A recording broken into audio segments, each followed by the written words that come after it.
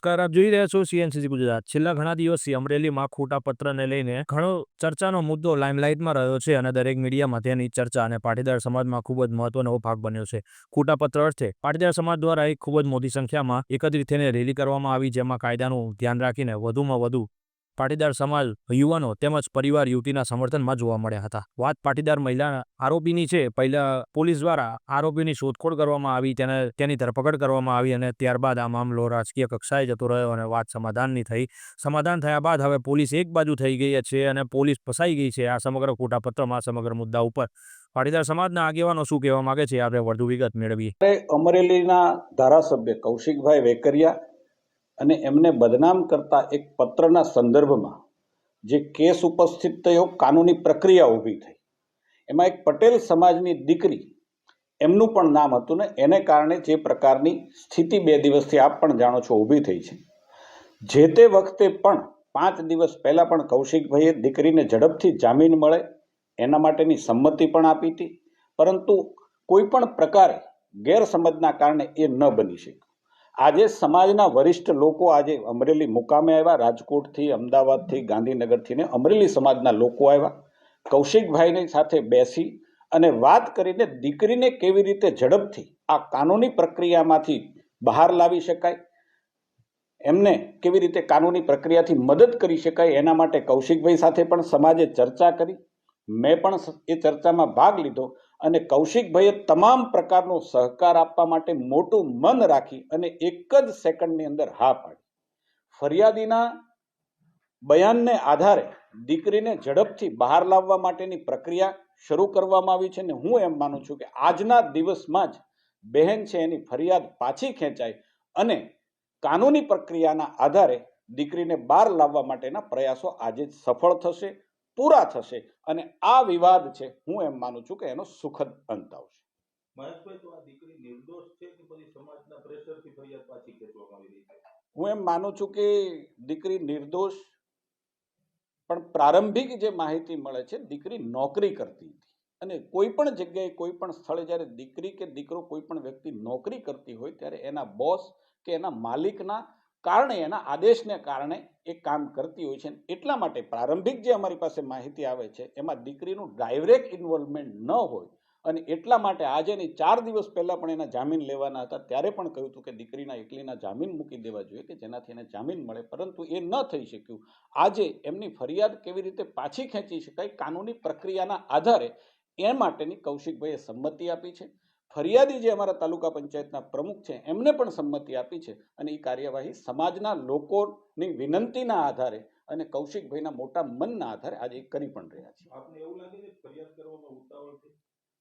હું એમ માનું છું કે એ બધી કાનૂની પ્રક્રિયા છે, ઉતાવળ થઈ કે નહીં એ મને હું ન કહી શકું, પરંતુ ફરિયાદ તો આ જે ઘટના ઘટી હતી, કૌશિકભાઈ પણ પાટીદાર સમાજનો દીકરો છે, ફરિયાદી પણ તાલુકા પંચાયતના અધ્યક્ષ છે, પાટીદાર સમાજના છે, 7 જેટલા લેટર હેડો બીજા પણ પકડાયા છે અલગ અલગ ગ્રામ પંચાયતના। આ ઘટના નાની નથી, પરંતુ દીકરીની સામે જે પ્રકારે આને પ્રારંભિક રીતે આપણી પાસે માહિતી આવે છે કે દીકરીનું કોઈ રાજકીય રાગદ્વેષ ન હોઈ શકે, માત્ર એ નોકરી જ એમને ત્યાં કરતી હતી, તો એના આધારે એની ફરિયાદ પણ પાછી ખેંચાય અથવા તો એને ઝડપથી જામીન મળે, બંને શક્યતાઓ હતી। આજે હું એમ માનું છું કે ઘીના ઠામમાં ઘી પડી જશે અને બેન છે એ બા ઇજ્જત મુક્ત થશે।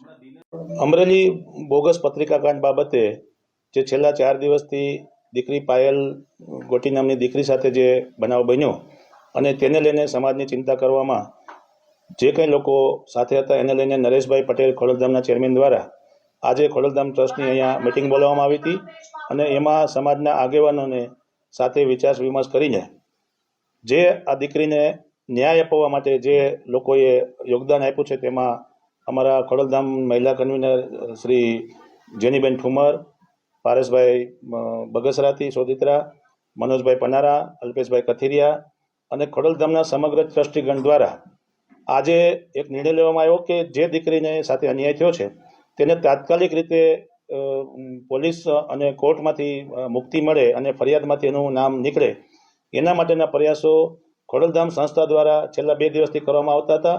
ગુજરાત સરકાર અને ગૃહમંત્રી સહિતના અધિકારીઓ સુધી વાત પહોંચાડીને આ દીકરી સાથે થયેલા અન્યાયનું પોસ્ટમોર્ટમ કરી અને આજે એક નિર્ણય ઉપર આવ્યા છીએ કે દીકરી આજે ને આજે કોર્ટમાંથી કઈ રીતે પરમિશન સાથે પોલીસમાં જેલમાંથી બહાર નીકળે એના માટેના નિર્ણયમાં ફરિયાદી પક્ષે જે લોકો છે એમને પણ સંસ્થા દ્વારા વાત કરવામાં આવી અને એમને આજે તરત જ આ વાત સ્વીકારી અને મોટા માન્ય કૌશિકભાઈ વેકરિયા અને એ લોકોએ પણ આ દીકરીનું નામ કમી કરવા માટે અને જરૂરિયાત હોય ત્યાં એફિડેવિટ કરવા માટેની તૈયારી બતાવી છે. સમગ્ર ગુજરાતમાં આવો ભવિષ્યમાં બનાવ ન બને એની તકેદારી રાખવા માટે પણ વિભાગને અને મુખ્યમંત્રી સુધી રજૂઆત થઈ છે.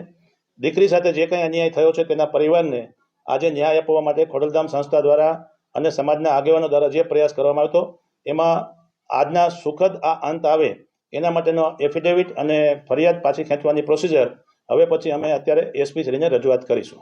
સાહેબ એને કોર્ટમાં તો હજી કાલની તારીખ છે તો આજે કેમ છૂટશે?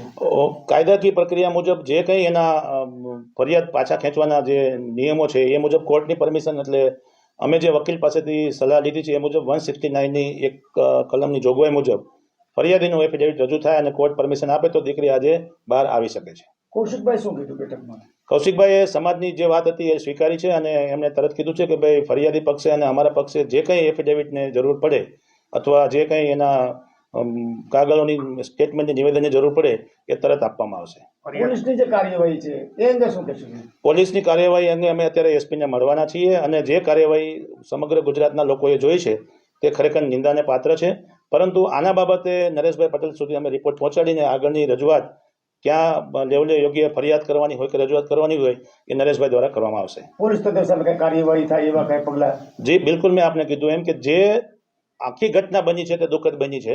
એ ઘટનામાં કયા કયા પ્રશ્નો ગેરકાયદેસર રીતે લેવાયા છે એનો સમગ્ર રિપોર્ટ ખોડલધામની ટીમના ટ્રસ્ટી મંડળો અહીંયા હાજર છે એ નરેશભાઈને આપીને ઉપર લેવલે સુધી ફરિયાદ કે રજૂઆતના રૂપે કરવામાં આવશે. ફરિયાદ જે છે સમાજની સામે પાછી ખેંચવામાં આવશે કે ખાલી દીકરી માટે? ના, આ પ્રશ્ન ફક્ત દીકરી માટેનો છે અને દીકરી સાથે જે દીકરી 10,000માં નોકરી કરતી જે વાત અમારી સામે આવી છે એટલે દીકરીને અન્યાય. Bureau chief CNCC Gujarat, Patan.